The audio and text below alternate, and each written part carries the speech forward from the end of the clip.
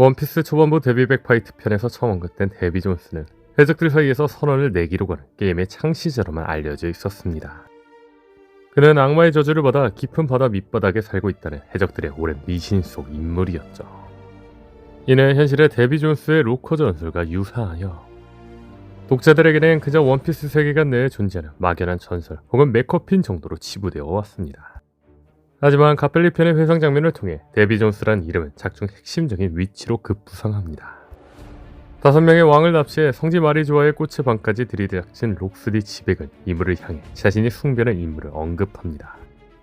침입자에게 무관심으로 일관하던 이문은 록스의 입에서 데비 존스라는 이름이 나오자마자 즉각 고개를 돌려 그를 매섭게 노려봅니다. 이는 데비 존스가 단순한 전설을 넘어 공백의 100년이나 세계정부의 근간과 밀접한 관련이 있는 인물임을 암시하는 결정적인 대목이었습니다. 그리고 1159화에 이르러 충격적인 사실이 밝혀집니다. 록스는 자신의 본명이 데이비디 지백임을 고백하며 전설 속 데비디 존스가 실존 인물이었음이 확인되었습니다. 록스 본인을 포함한 그의 후손들은 데비라는 성을 숨긴 채 어둠의 세계에서 대대로 명맥을 이어오고 있었던 것이죠.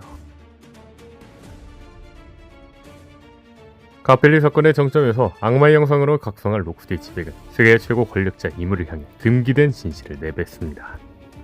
록스는 데비디 존스야말로 옛 세계의 진정한 왕이었다고 선언하자 평소 감정을 드러내지 않던 이문은 데비 존스의 이름이 언급되자마자 이례적인 폭발력을 보입니다. 헛소리를, 그 자식이 왕이었던 적은 단 한 번도 없었다. 나와 데비 사이의 인연에 이놈 따위가 관여할 바가 아니다. 이 반응은 역설적으로 이모가 데비 존스라는 존재를 얼마나 강렬하게 의식하고 있는지를 증명합니다. 특히 인연이라는 단어를 사용한 점으로 보아 과거 공백의 100년 시절 이모와 데비 존스 사이에는 단순한 적자의 관계를 넘어선 복잡하고도 거대한 서사가 존재했음을 짐작해야 하죠. 그리고 록스는 이모의 심연에 자리 잡은 근원적인 공포를 조롱 섞인 어조로 파고듭니다. 그렇다면 그렇게 겁에 질려 있지 말라고 고작 데비라는 이름 따위. 너는 줄곧 두려워하고 있었지. 데비의 의지가 계승되어 언젠가 약속을 지키러 올 그날을 말이야. 자, 말해봐라. 어느 쪽이 더 무섭나? 조이브인가? 아니면 데비디 존스인가? 이모는 그런 놈들은 두 번 다시 나타나지 않는다며 절규하듯 부정하지만 이는 오히려 록스라는 매개체를 통해 부활하려는 데비의 의지에 대한 극심한 당혹감을 드러내는 대목입니다. 이모가 이름만으로도 평정심을 잃는다는 점과 조이브이와 나란히 언급된 점을 볼 때 그의 전성기 무력은 이무나 조이브이와 어깨를 나란히 하는 세계관 역대 최강자였을 가능성이 매우 높습니다. 그런데 뭔가 이상한 점이 있습니다. 38권 SBS에서 데비 존스에 대한 질문이 나온 적이 있는데 오다스는 그에 대해서 추측이라고 그린 이미지와 함께 그에 관한 전설을 알려준 적이 있습니다. 그런데 오다스는 원피스 세계관 속 데비 존스를 거짓말쟁이에다 변변찮은 해적, 욕심 많은 가판장으로 정의했습니다. 하지만 록스디 지백의 숭배하는 데비 존스는 옛세계의 왕이자 이물을 공포에 떨게 한 거물입니다. 이 극명한 온도 차이는 어디에서 오는 것일까요? 여기서 우리는 광대 버기라는 인물을 주목해야 합니다. 버기는 객관적으로 변변찮고 욕심 많은 거짓말쟁이지만 운과 허풍 그리고 기묘한 인연을 통해 칠매를 넘어 사왕의 자리까지 올라갔습니다. 즉, 훗날 역사에 기록될 버기의 모습이 세계의 왕을 노린 해적이라면 지백이 알고 있는 데비 존스의 진실 또한 버기처럼 위대해진 누군가의 역사일 수 있다는 가설이 성립합니다. 분명한 건 지백은 검은수염 티치의 아버지지만 시각적인 연출은 오히려 버기를 더 강력하게 연상시킵니다. 심지어 지백이 혀를 길게 내밀며 광기 어린 미소를 짓는 모습은 버기의 전매 특허와도 같은 표정이죠. 정작 그의 아들인 티치는 이런 묘사가 등장한 적도 없었죠. 또한 원피스 세계관에서 머리색은 중요한 혈통적 단서인데 지백의 머리색 배치는 버기의 상징인 파란색과 하얀색입니다. 심지어 지백의 머리색에 티치의 검은색은 아예 없죠. 또한 서사적인 떡밥 장치에서도 두 사람은 기묘하게 겹칩니다.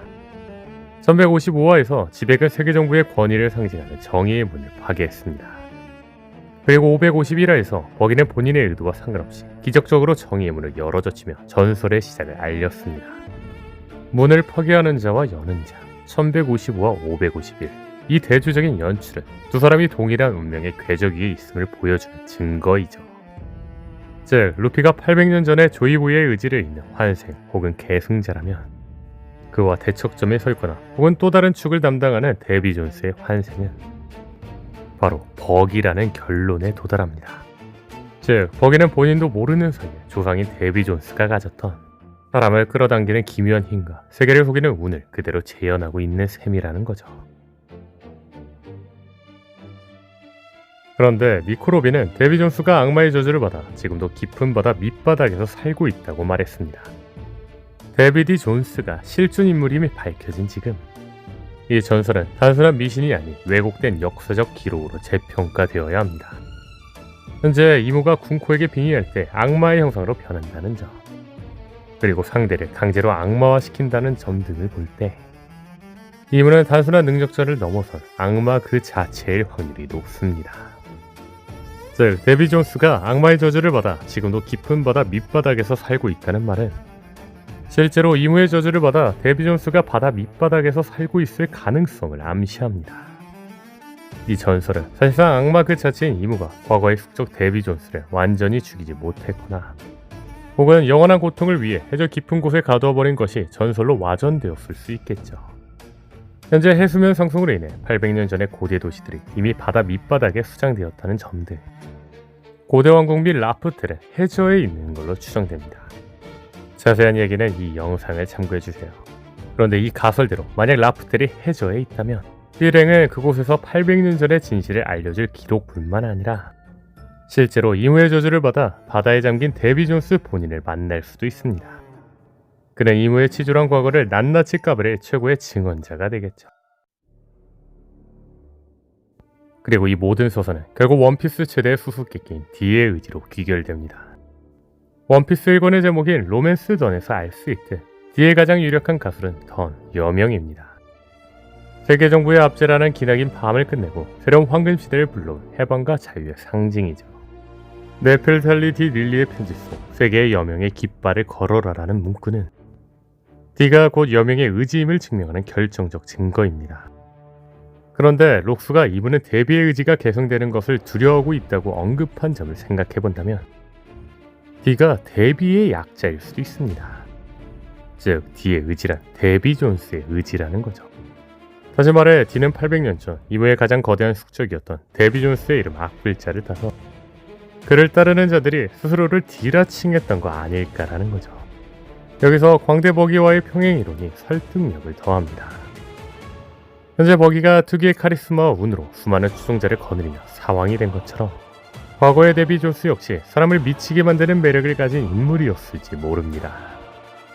즉 처음에는 데비 존스를 광적으로 숭배하고 따르던 자들이 그를 기리기 위해 이름에 D를 넣기 시작했고 이 무지성적인 추종과 자유로운 해적 정신이 시간이 흐르며 세계 정부의 어둠을 걷어내려는 거대한 사명감이 던 여명으로 승화되었고 이것이 오늘날 우리가 아는 D의 의지가 된 거 아닐까라는 거죠. 이분은 D를 가진 자들을 향해 자신의 이름이 가진 의미도 모르는 빈 껍데기라고 비웃었습니다. 이는 현대의 D들이 자신들이 숭배하던 조상 데비 존스의 존재는 잊은 채 그저 파편화된 여명의 의지만을 쫓고 있는 상황을 조롱한 걸 수도 있죠. 결국 D는 데비 존스라는 인물에 대한 경외심에서 시작되어 세계를 밝힌 여명이라는 시대적 사명으로 완성된 이름이라는 거죠. 800년 전의 데비 존스는 루피처럼 거창한 정의감이나 조이보이처럼 원대한 사명을 가진 영웅은 아니었을 수도 있습니다. 하지만 루피나 버기처럼 그 자리에 있는 자들을 잇따라 아군으로 만드는 이 바다에서 가장 가공할 만한 힘을 가장 원초적인 형태로 구현했던 인물이었을 수 있습니다.